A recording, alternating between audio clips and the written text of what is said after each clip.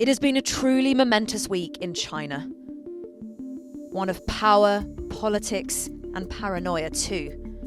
Barriers up everywhere, police.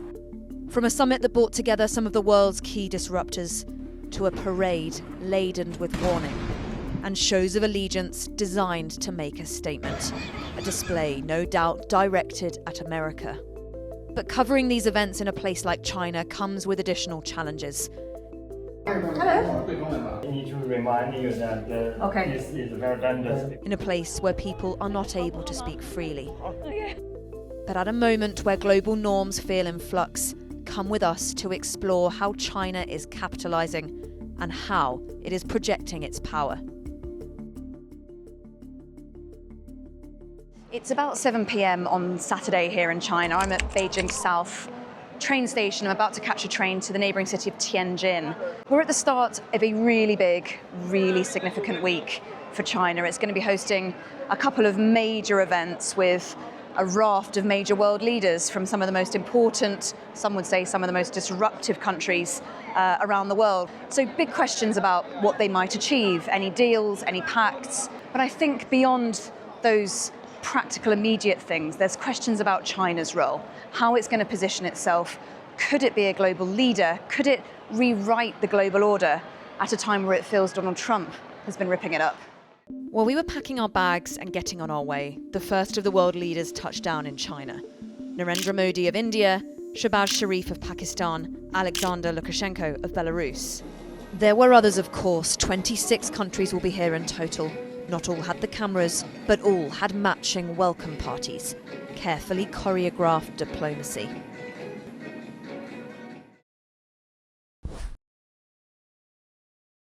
Sunday morning, and there's a clear sense in Tianjin that it's playing host to something major.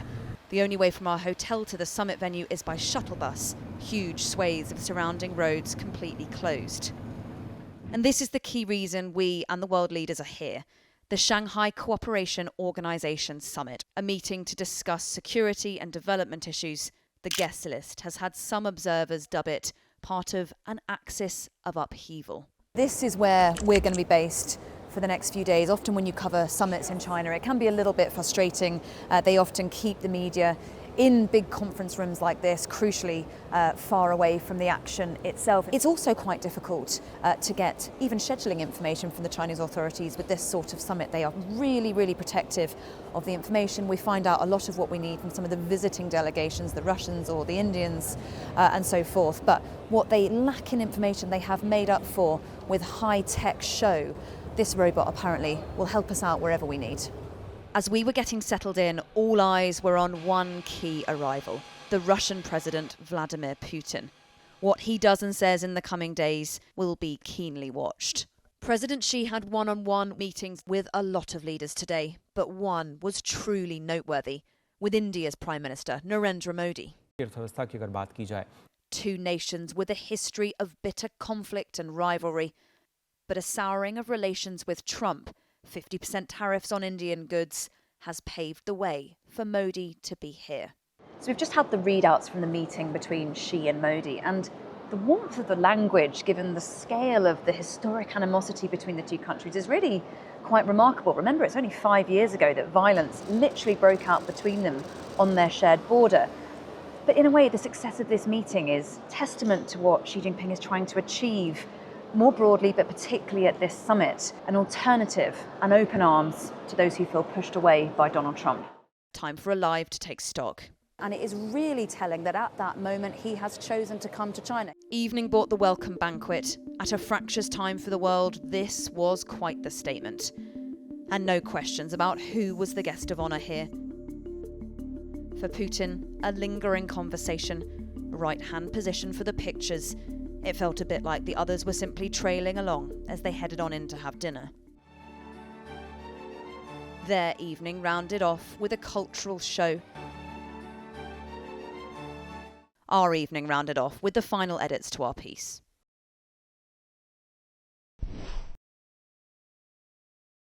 Monday morning, and it's back on the bus, back to the media centre. Cameraman Lex headed off to film some of the more striking security measures as we got settled in. But for all the careful staging, these were the images of the morning and the ones most likely to stick. China, India and Russia, holding hands, sharing jokes, a show of how well things are going. Time now for the leaders' meeting and speeches. I got plugged in to listen, but remarkably, the organisers cut the audio for all the visiting heads of state. Such is the paranoia here about anything they haven't pre-vetted. But all eyes were on Vladimir Putin, because for him, this is the backdrop, his war in Ukraine. Barely 2 weeks ago, he was in Alaska with a different president. Thank you very much, Vladimir. His war rages on, and he is looking to shore up support.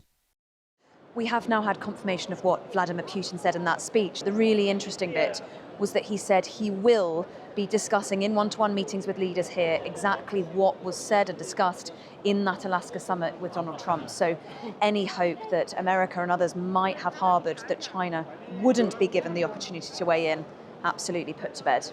There's much that divides those who sat at this table. What they share is distrust of America. Overt criticism kept subtle. 一是坚持求同存异，继续旗帜鲜明反对霸权主义和强权政治。 But no prizes for guessing who he was talking about. The afternoon rounded off with a press conference with China's Foreign Minister Wang Yi, and then a late dash to the train station to get back to Beijing. And as we were on the move, so was someone else, Kim Jong-un of North Korea, Beijing bound on his highly armoured slow train.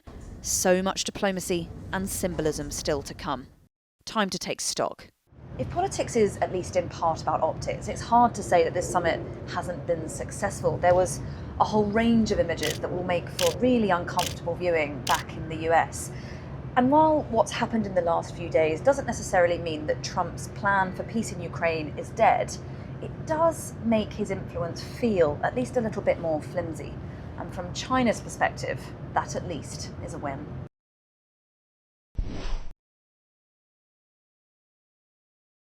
It's Tuesday morning. I'm on my way to work, and I just want to show you the extra security in this. This is our office compound. We just happen to be one row back from where the big, massive military parade is going to be tomorrow. But look, barriers up everywhere, police. Unbelievably, there's a whole extra security scanner that I've got to go through, and people live here, and so people have to go through this just to get into their homes. We're back on base, and so is President Xi, and in a more relaxed setting, he got down to the details with Putin. Meetings marked for the excessively warm words.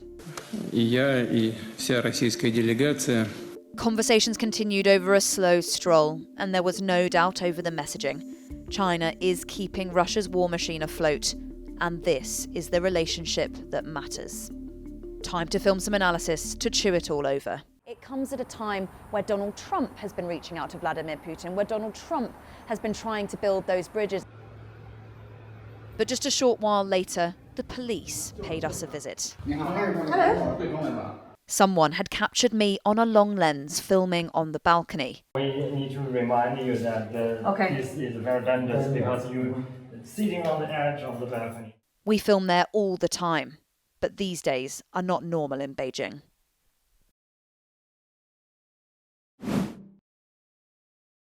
The next morning for us starts at an ungodly hour. The first stop, a temporary media centre to collect our accreditation.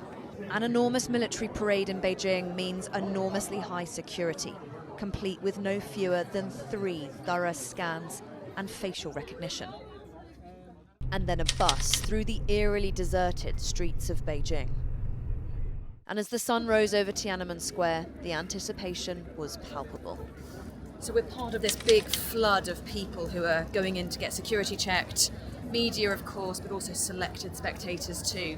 And this is normally a really busy road, just running straight up the side of Tiananmen Square. Finally, it was time to take our positions. It began with a deep hush across this historic square.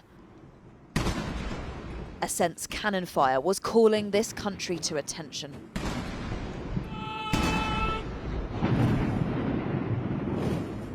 Nothing short of utter perfection would have been acceptable here. Every flex, every gesture, even their height exactly matched.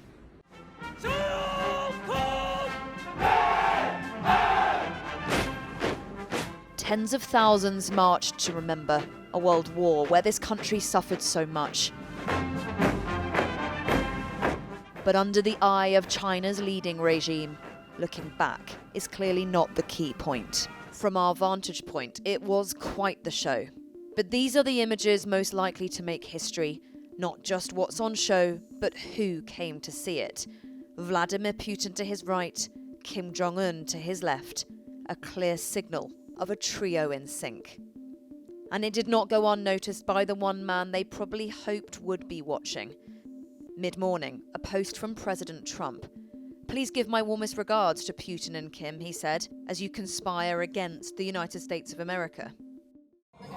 For us, a rare opportunity to film a piece to camera in Tiananmen Square, where it is normally forbidden. While a lot of it is directed at the domestic Chinese audience, a homage to China's rise and the vision of President Xi, be in no doubt there is a clear message for the world too, and it is a message about Chinese power. On our way out, we tried to talk to spectators. But sometimes in China, you sort of know people have been pre-warned not to speak. It was a while before we made it back out and back to base. In the afternoon, cameraman Lex and I filed our final reports, how to sum up such a momentous week. Whichever way you cut this, it really has been an enormous week for both China and Xi Jinping. Day after day of these images of him commanding the agenda, presiding over these big events and, frankly, being pandered to by other countries who need him. And look, we shouldn't overstate this. There are still lots of differences and divisions between China and the nations who have been visiting this week. And the US, despite all of Donald Trump's turmoil, still absolutely holds this huge power to convene and to influence. But nevertheless, I've reported from China for nearly 3 years now, and I'm not sure I've ever seen a period with such levels of confidence and swagger. It really does feel like something might have shifted. China has made efforts over many years to persuade the world that the centre of global power does not necessarily have to be in the West. Perhaps it is now making inroads.